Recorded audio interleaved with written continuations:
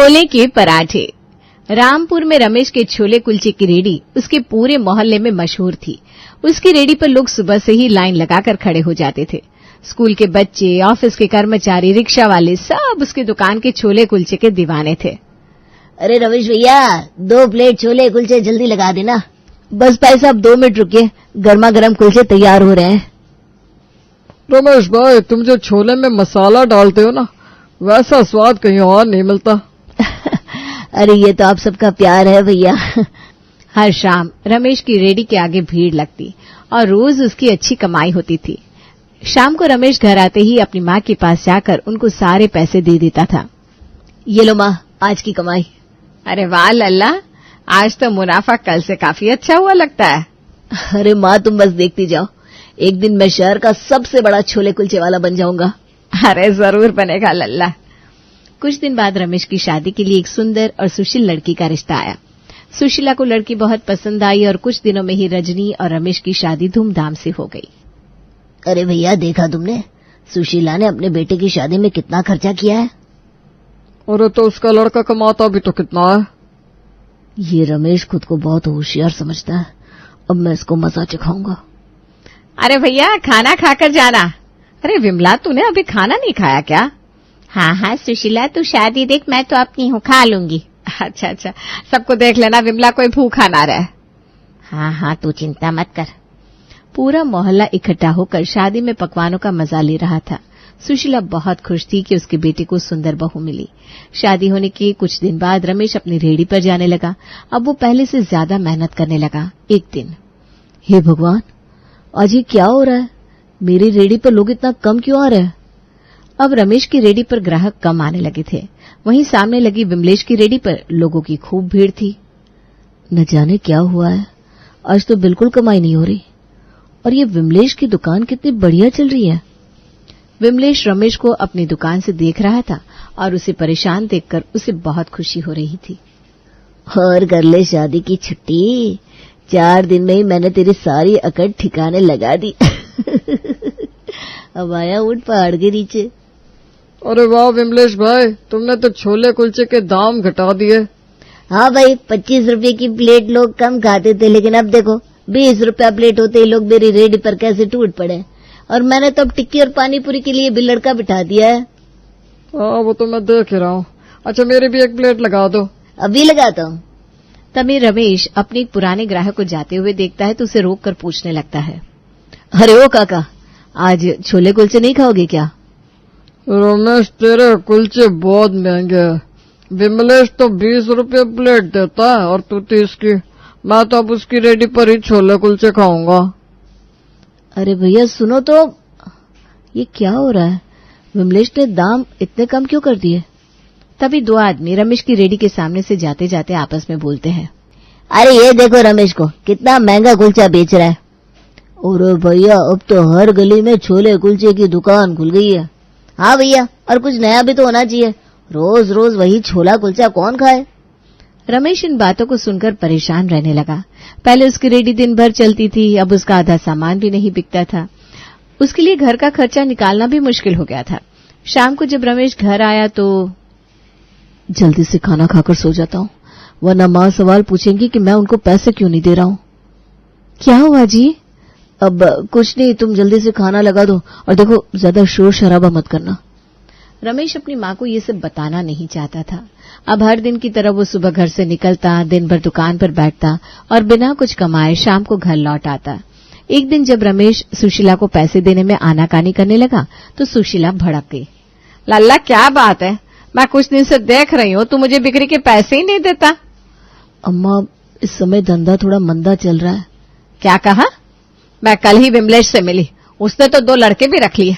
मतलब तू मुझसे झूठ बोल रहा है? नहीं माँ, पता नहीं क्या हुआ है, शादी के बाद से ही मेरी रेडी पर लोगों ने आना कम कर दिया। मुझे तो ये लग रहा है कि जब से बहू आई है घर की बरकत ही चली गई है। पता नहीं माँ क्या हुआ है। रजनी जो किचन में चाय बना रही थी ये सुनकर उदास हो गई। उसने रमेश की ओर देखा, लेकिन रमेश चुपचाप सिर झुकाए बैठा रहा। तभी विमला उनके घर आ गई। अरे सुशीला बहन, क्या हुआ? सुबह से बड़ी गुस्से में दिख रही हो। अरे क्या बताऊं विमला, जब से बहू आई है लल्ला का धंधा ही ठप हो गया है। मैं तो कहती हूँ जरा बहू से पूछ लो, कुछ टोना टोटका तो नहीं क्या इसने? अरे पता नहीं, लेकिन इस करमजली के पैर शुभ नहीं है। मेरे घर की बरकत आते ही खा गई है।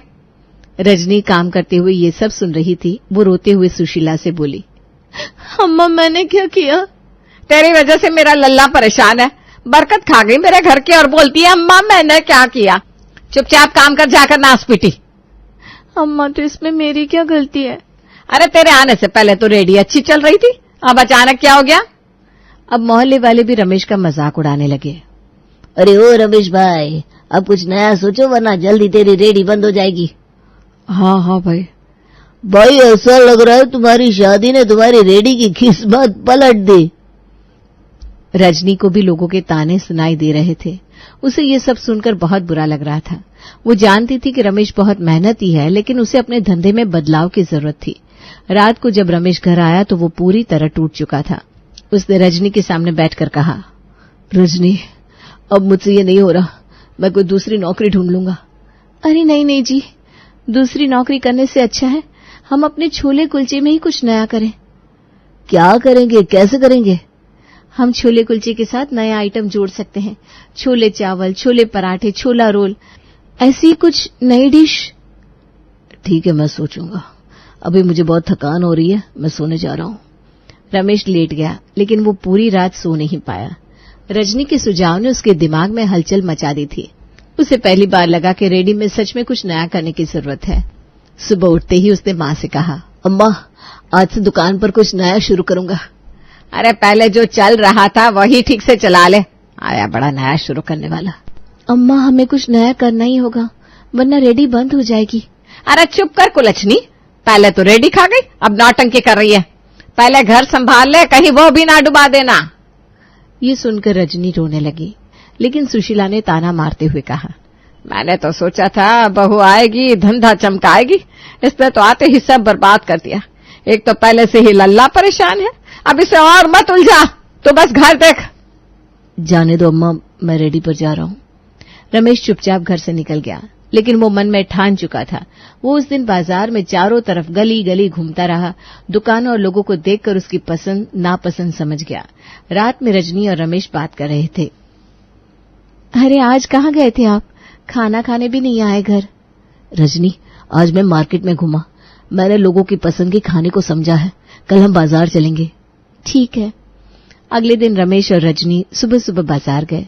वहां उन्होंने कुछ नई चीजें खरीदी, बड़े तवे, मसाले और कुछ नए बर्तन। रजनी की योजना थी कि छोले कुलचे के साथ छोले पराठे और पनीर कुलचे भी बनाए जाए। हाँ ठीक है, तो थोड़े मसाले और चटनी ले लेते हैं। नहीं जी, चटनी तो मैं हाथ से बना दूंगी, बाजार की चटनी में वो स्वाद नहीं होता। हाँ वो बात भी सही है। अब जब वे सामान लेकर विमलेश की रेडी के सामने से गुजरे, विमलेश उसको देखकर मजाक उड़ाते हुए बोला, अरे ओ रमेश, ये क्या नया नया तमाशा करने जा रहे हो? बस भाई अब कुछ नया ट्राई करना है। देख लेना भाई, खाना पीना नया करने से पहले सोच लेना, कहीं रेडी भी ना डूब जाए। तुम अपनी चिंता करो, मेरे बारे में इतना मत सोचो भाई। रमेश के चेहरे पर चिंता थी, लेकिन रजनी ने उसका हाथ दबाकर हौसला दिया। क्यों चिंता करते हैं आप? भगवान का नाम लीजिए और काम शुरू कीजिए। हाँ ठीक है। रेडी पर नई शुरुआत का पहला दिन था। रजनी ने आटा गूंथा और रमेश के साथ मिलकर गर्मा गर्म पराठे बनाए। ग्राहकों को तो अब तक छोले कुलचे की आदत थी, तो पहले तो कोई नया ऑर्डर कर ही नहीं रहा था। तभी विमला पड़ोसन वहां आ गई। अरे रमेश बेटा, आज तेरी दुकान से खुशबू कुछ अलग आ रही है। अरे मौसी, आज से हमारी रेडी पर छोले पराठे और पनीर कुलचे भी मिलेंगे।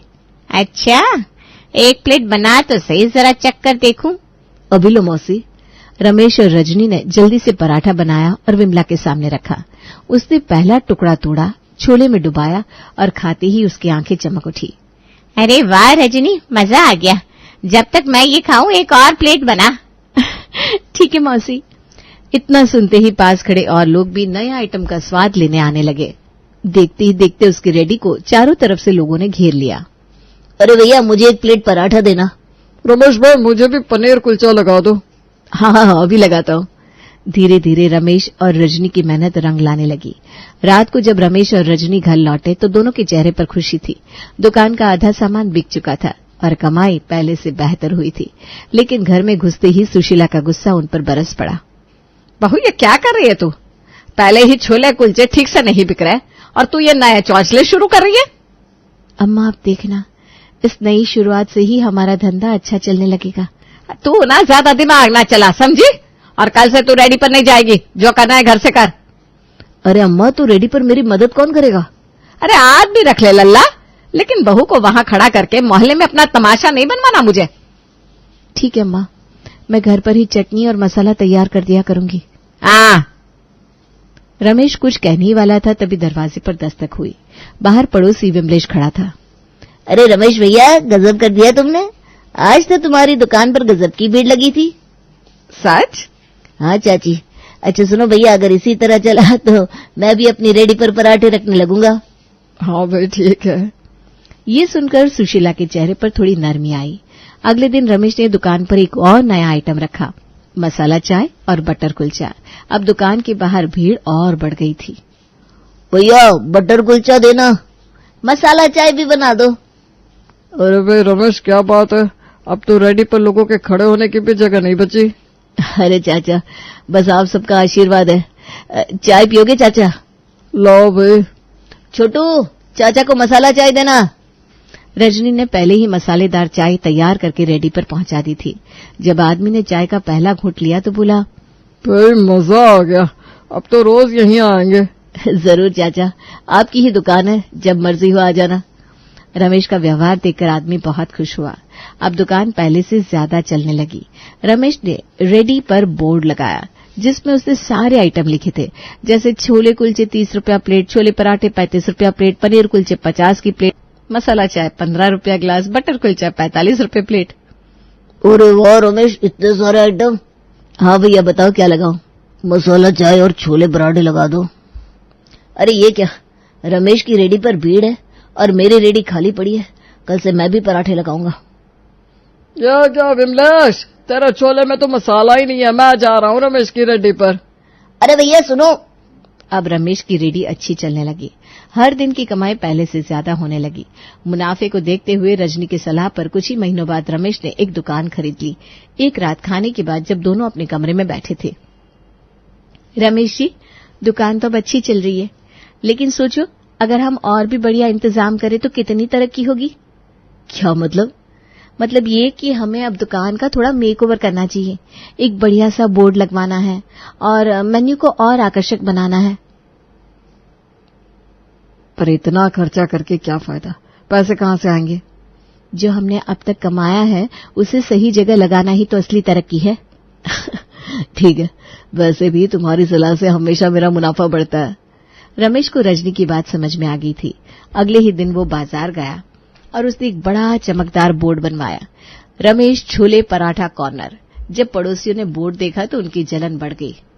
अरे सुशीला, तेरा बेटा पागल हो गया है क्या? क्यों, क्या हुआ विमला? आज मैंने देखा उसने अपनी दुकान पर नया और बहुत महंगा बोर्ड लगवाया जिसकी कोई जरूरत नहीं थी। अरे ये मेरी पीठ पीछे सब हो रहा है। मुझे तो लल्ला अब कुछ बताता भी नहीं, बस घर खर्च के लिए पैसे दे देता है। मुझे तो लगता है तेरी बहू ने उसके कान भरे होंगे। तो सही कह रही है, आज मैं इसकी खबर लेती हूँ। विमला सुशीला को भड़काकर अपने घर चली गई और सुशीला गुस्से में रजनी को बुलाने लगी जो किचन में थी। बहू, अरे आ बहू। आई अम्मा। क्या हुआ अम्मा? क्या हुआ कि बच्ची, तू अपने आप को बहुत होशियार समझती है क्या? मैंने क्या किया अम्मा? क्यों मेरे लल्ला का दिमाग खराब करने पर तुली हुई है? उसका काम अच्छा चलने लगा, इसका ये मतलब नहीं कि तू उसको भड़काकर पैसा पानी की तरह बहाने को कहेगी। अम्मा, लेकिन ग्राहकी में थोड़ी चमक दमक दिखानी पड़ती है। तुझे बात पता है जैसे। आने दे आज लल्ला को, आज मैं तेरा भूत उसके ऊपर से उतार दूंगी। जब शाम को दुकान से रमेश घर आया तो घर में खूब हंगामा हुआ। आखिरकार रजनी समझ गई कि उसकी सास को पड़ोसन बिमला ने भड़काया है। तब उसने दोनों को शांत करते हुए कहा, शांत हो जाइए आप दोनों। मैं समझ गई हूँ ये आग बिमला मौसी की लगाई हुई है। वही आज आई थी ना घर पर। उसका नाम क्यों ले रही है? वो मेरा भला सोचती है। अम्मा, जब से दुकान खुली है बहुत लोग मुझसे जलने लगे और उनसे कुछ नहीं हुआ तो वो तुम्हें भड़काने आ गई। हाँ अम्मा, ये सही कह रहे हैं। लल्ला मेरी बात मान, अपनी बीवी की हर बात मानना बंद कर दे।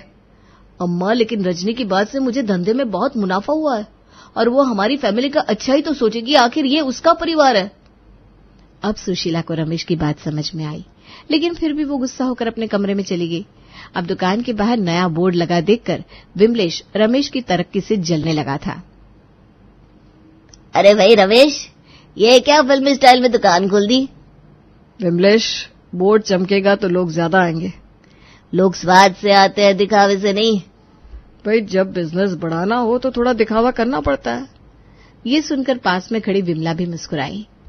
बहू का दिमाग लगाओ कि तो बिजनेस तो बढ़ेगा ही।